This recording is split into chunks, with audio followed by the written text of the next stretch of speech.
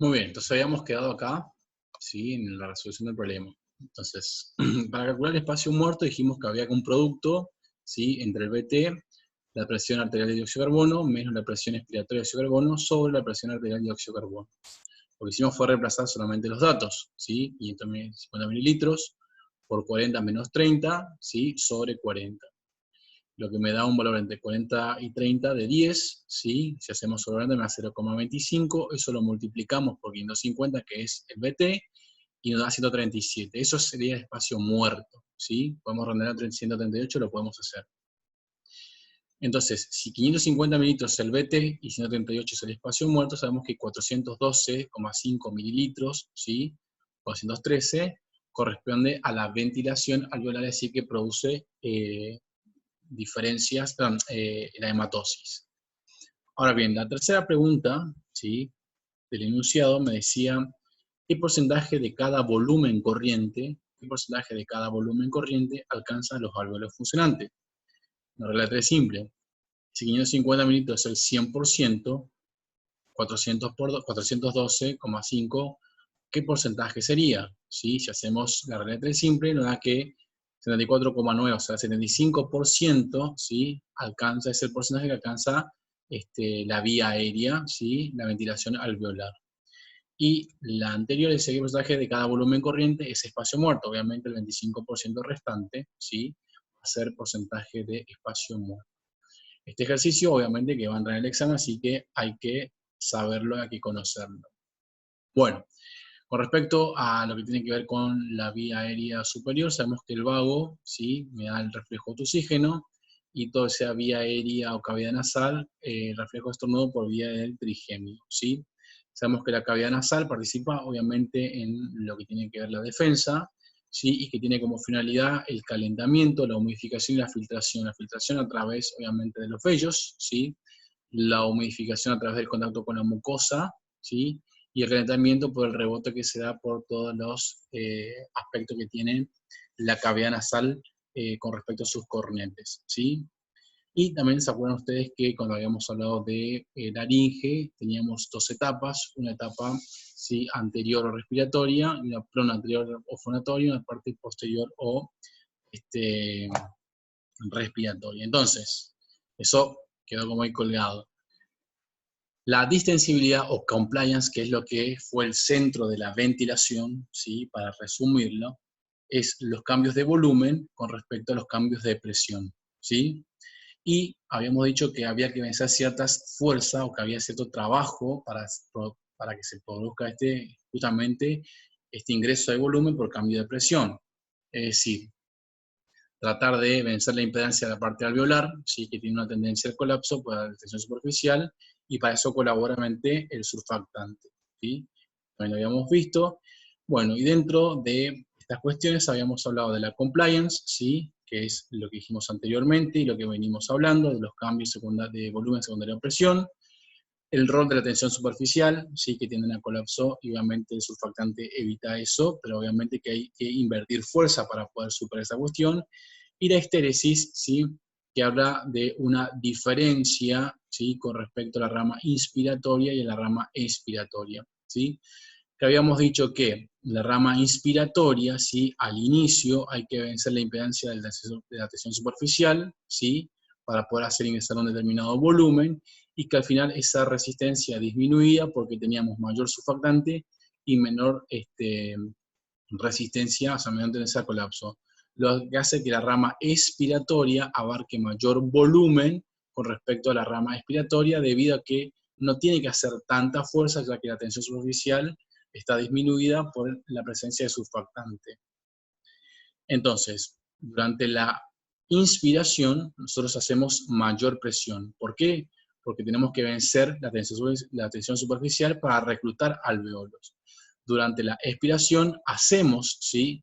Menor presión, y lo único que hacemos es, cuando sacamos el aire, evitar la conversión dinámica que genere colapso y se mantengan los alveolos abiertos. Muy bien. Con respecto al flujo aéreo, para que exista flujo aéreo tiene que haber una diferencia de presión, ¿sí? Tiene que haber una diferencia de presión. El 90% del obstáculo, es decir, de la resistencia, se encuentra en la vía aérea. Ustedes recuerdan que el flujo, ¿sí?, es volumen por unidad de tiempo. Obviamente que esto está iluminado por la ley de Poiseuille, ¿sí?, que hace referencia a cuánto es la resistencia, tomando en cuenta la resistencia del aire inspirado, la longitud de la vía y el radio de la vía aérea, ¿sí?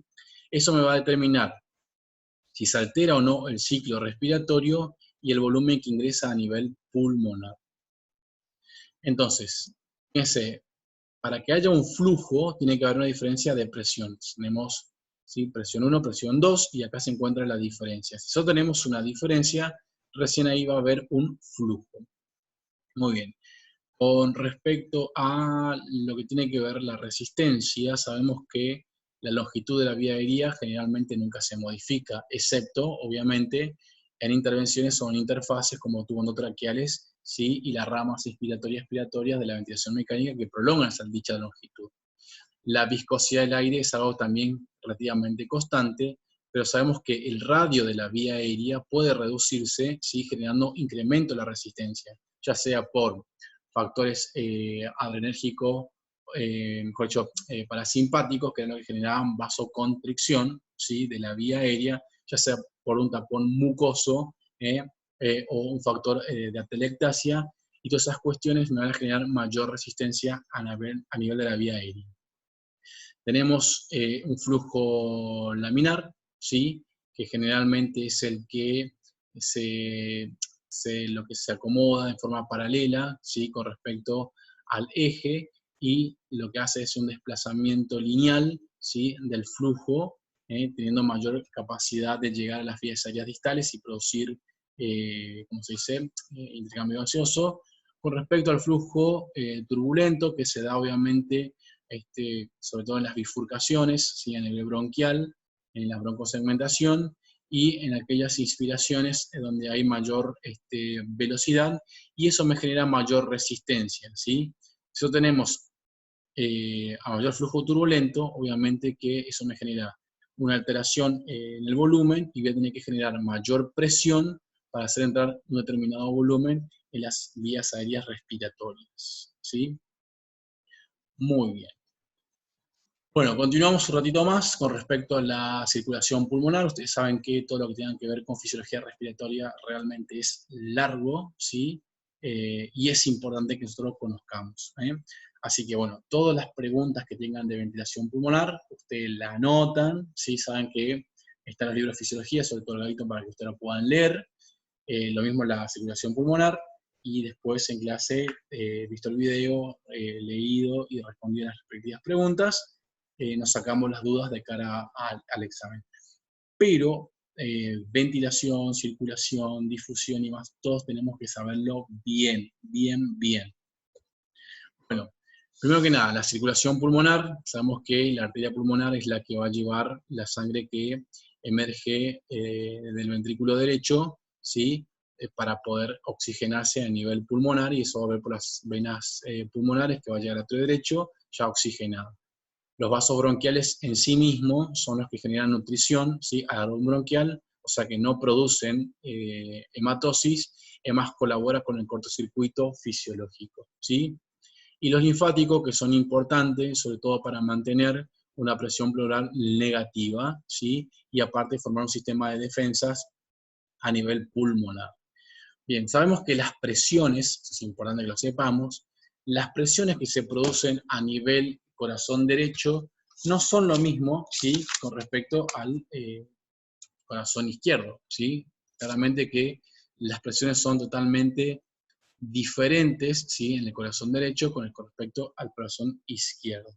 Entonces, nosotros vamos a tener, ¿sí?, mediciones, ¿sí?, que son uno en el atrio derecho, ¿sí?, perdón, en el ventrículo derecho y en la arteria pulmonar, pero también vamos a medir en los capilares pulmonares. Entonces, la presión sistólica, ¿sí?, a nivel de arteria pulmonar, ¿sí?, de arteria pulmonar y ventrículo, corresponde a 25 miligramos mercurio, que es algo totalmente diferente a lo que pasaba con el corazón izquierdo, que maneja una presión mucho mayor de 120.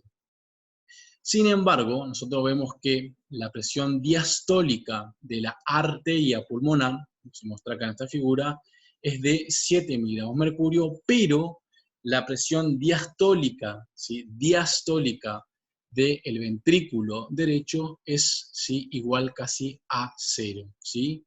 Entonces, fíjense, acá tenemos una presión en el ventrículo derecho de 25 sistólica y 0 de diastólica. Esto es, ¿en dónde? En el ventrículo derecho. O sea, cuando vamos a la arteria pulmonar, vemos que nuestra presión sistólica sigue siendo de 25 y la diastólica asciende a 8, ¿sí? Es decir, que hay una presión de 8 a nivel diastólica para que se produzca, obviamente, una determinada apertura de las válvulas sigmoides. La presión media, ¿sí?, obviamente que corresponde a 15, a diferencia de la presión media de la, diríamos, de la circulación mayor.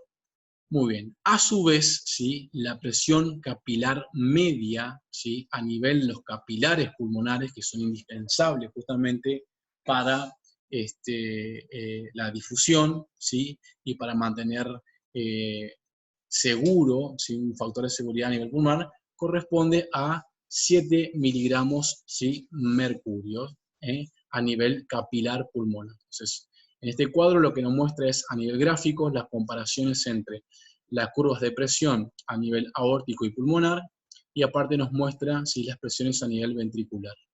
Acá tenemos un gráfico, ¿sí?, a partir del cual podemos experimentar lo mismo que una comparación un poquito más gráfica. Y acá lo que estamos viendo son la presión sistólica y diastólica, ¿sí?, de la arteria pulmonar con su respectiva media, y vemos, ¿sí?, que los capilares mantienen una presión media, que va a oscilar obviamente entre 2 y 15 aproximadamente, que corresponde a 7 miligramos de mercurio. Muy bien. El volumen sanguíneo pulmonar, ¿sí?, corresponde aproximadamente a 200 mililitros, ¿sí?, que es el 90%, perdón, el 9% del gasto cardíaco total, ¿sí?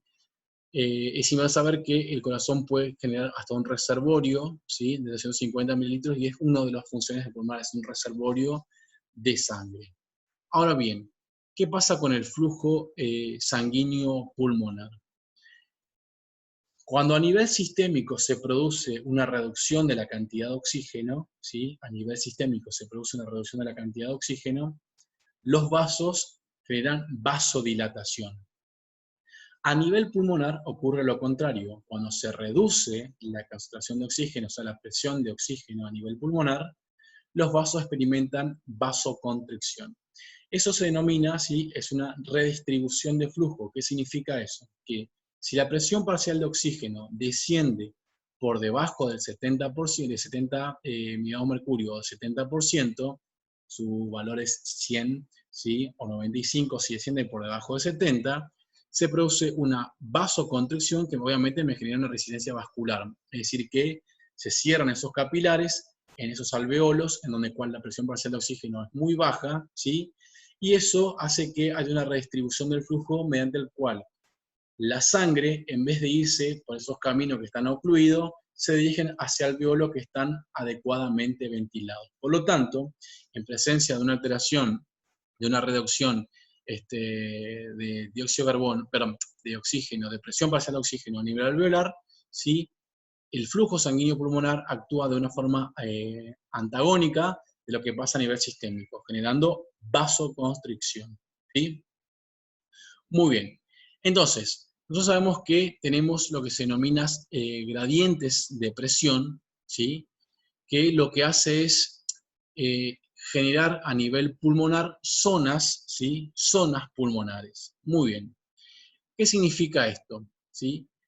Que nosotros en el pulmón, ¿sí?, lo que se encuentra por encima del corazón, la parte del pulmón que se encuentra por encima del corazón, insisto, la parte del pulmón que se encuentra por encima del corazón presenta 15 miligramos de mercurio menos de presión con respecto a la base del pulmón, que presenta mayor presión, hasta 8 miligramos de presión mayor, ¿sí?, con respecto a la parte del vértice.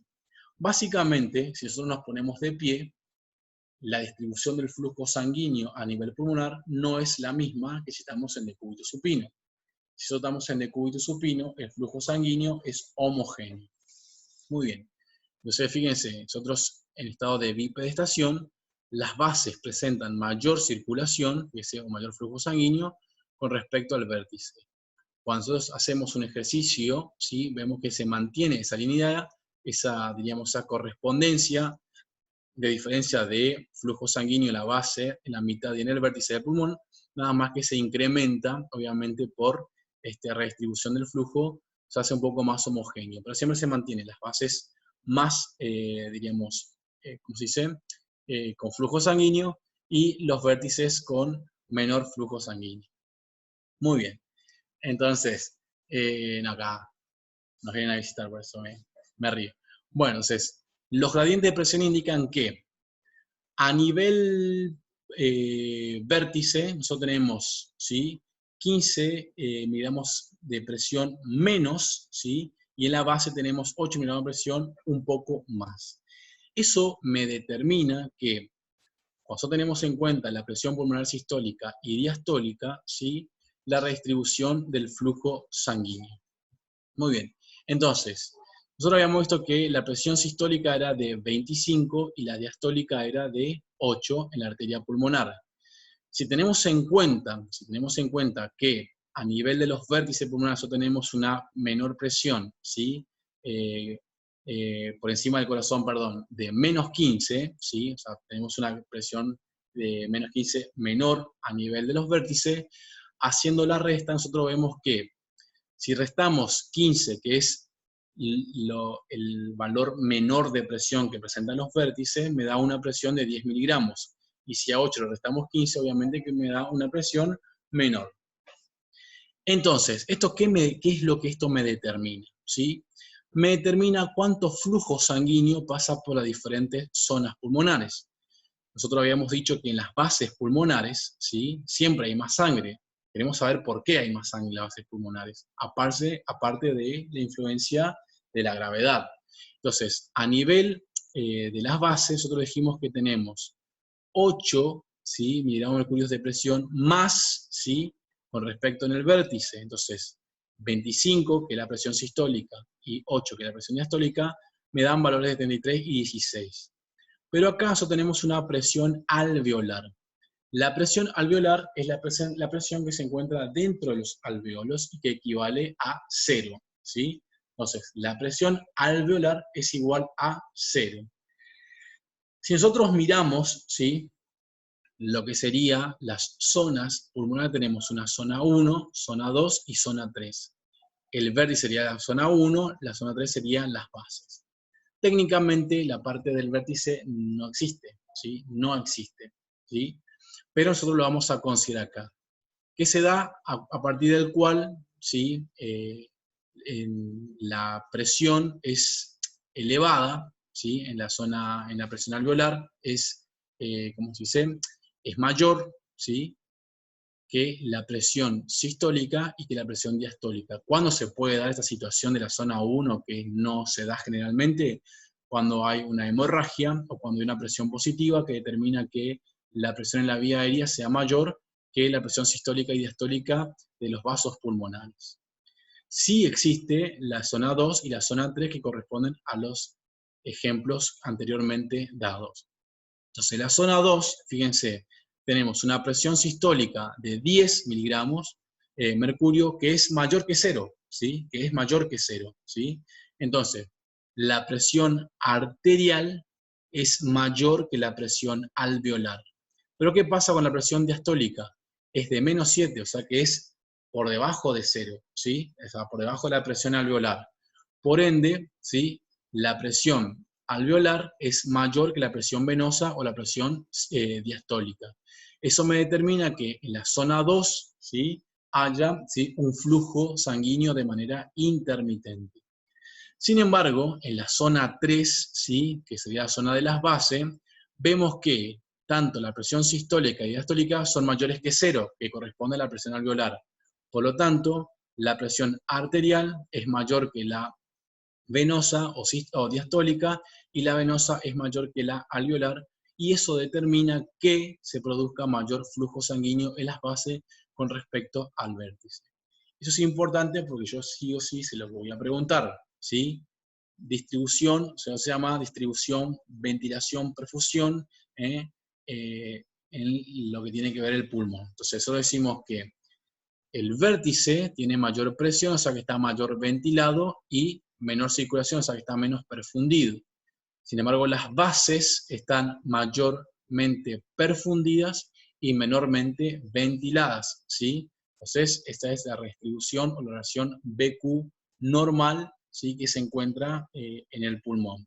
Y tiene su, obviamente, explicación basado en las presiones de la arteria pulmonar que se encuentran por encima y por debajo del corazón a nivel pulmonar. Muy bien.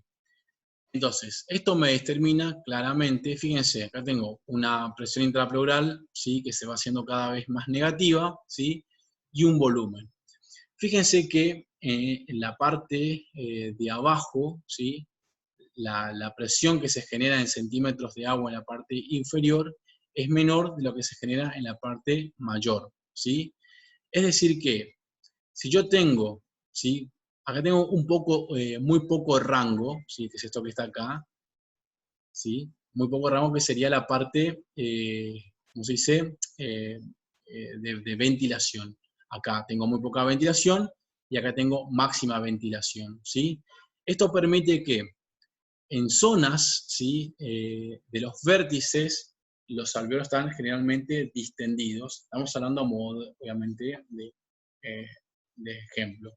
Entonces, la presión que se pueda producir en la parte de los vértices, ¿sí?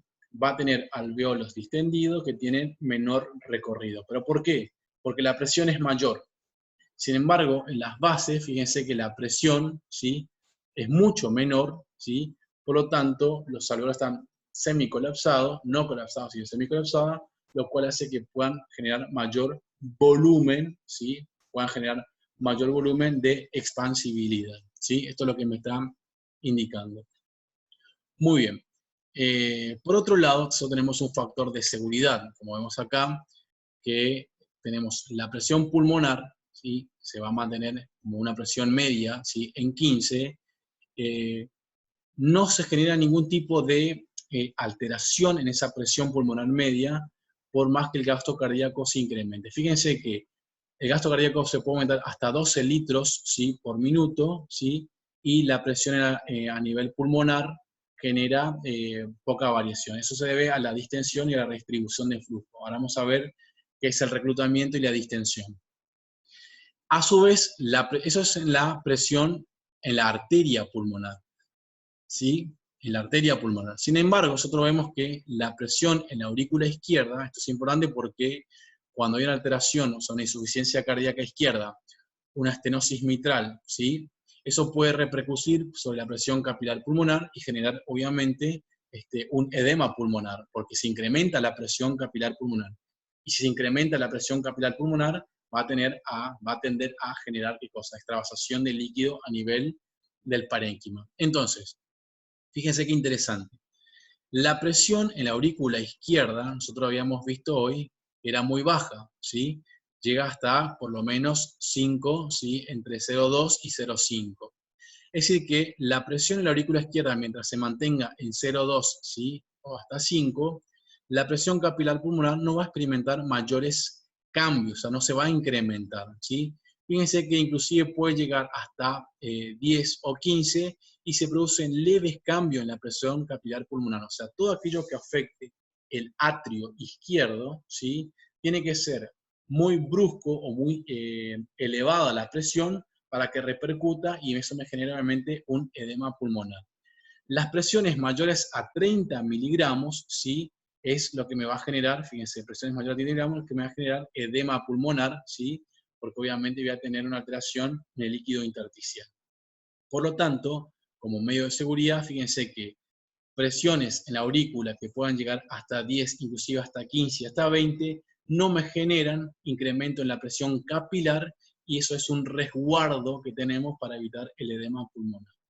obviamente que acá los linfáticos van a jugar un rol importante, ¿sí? Sobre todo para mantener secos los alvéolos, ya que, como dijimos anteriormente, toda la parte líquida, ¿sí? Van resolviendo los linfáticos hacia los capilares, ¿sí? Pero mejor dicho, hacia la parte interpleural, y de ahí hacia los capilares. Y eso mantiene, ¿sí? Una presión negativa a nivel del intersticio. Entonces, hay una especie de elementos, ¿sí? Que colaboran para que se pueda mantener, lo puedo correr ahí, hay una serie de elementos o de fuerzas que hacen que nosotros mantengamos de alguna manera los pulmones secos en líneas generales, ¿sí? Entonces tenemos fuerzas de alguna manera que tienden a provocar la salida de líquido. Tenemos una presión capilar de 7, que eso dijimos que se mantiene, que es baja, ¿sí? Esa es la presión capilar 7, es la presión media, la media, ¿sí? Ya que oscila entre 2, que sería la presión auricular. O sea, dentro de la aurícula solo tenemos una presión de 2 miligramos de mercurio, atrio izquierdo. Y la presión media de la arteria pulmonar es de 15, ¿sí? Entonces, 7 es la presión capilar, capilar pulmonar media, ¿sí? Esa presión, obviamente, es la presión que se ejerce sobre las arterias y obviamente que tiende a sacar líquido hacia el intersticio pulmonar. Luego tenemos a nivel intersticial la presión colodesmótica, ¿sí? Que lo que hace es incrementar la permeabilidad para tratar de sacar proteínas, ¿sí? Del plasma. Y la presión negativa, o sea, de absorción, ¿sí? Que corresponde a 8. Todo eso me da una sumatoria de fuerza total para sacar, ¿sí? O sea, para que se haga líquido desde los capilares hacia el parénquima, de 29 miligramos. Sin embargo, dentro, o sea, adentro de los capilares tenemos, ¿sí? La presión colodesmótica, ¿sí? Que es lo que trata de mantener las proteínas dentro de los vasos y evitar cualquier tipo de salida de, ¿cómo se dice?, de líquido, ¿sí? Entonces vemos que la presión de filtración neta, ¿sí? La presión de filtración neta corresponde a, ¿sí? Más 1. Es decir, que nosotros vamos sacando líquido, ¿sí? Hacia el intersticio, y en el intersticio ese líquido que va saliendo va siendo reabsorbido, ¿sí? Por los linfáticos, que es lo que hacen que de alguna manera, fíjense acá tenemos la bomba linfática, ¿sí? Que es lo que va manteniendo seco los alveolos, ¿sí? Y que en el parénquima pulmonar no exista ningún tipo de edema. Muy bien, entonces, para cerrar tenemos, ¿sí? El juego de presiones, ¿sí? Que se producen para mantener los pulmones secos, libres de líquido, y tenemos las zonas pulmonares relacionadas con las diferencias que pueden haber de presiones sistólica, diastólica o arterial o venosa, y la presión alveolar. Muy bien. Ya terminamos, esto es un poquito complicado, pero bueno, hay que ir comprendiéndolo. Fíjense que cuando nosotros generamos una inspiración, eso genera tracción radial del parénquima pulmonar y los vasos tienden a generar apertura, ¿sí? Sin embargo, los vasos que se encuentran a nivel alveolar, ¿sí?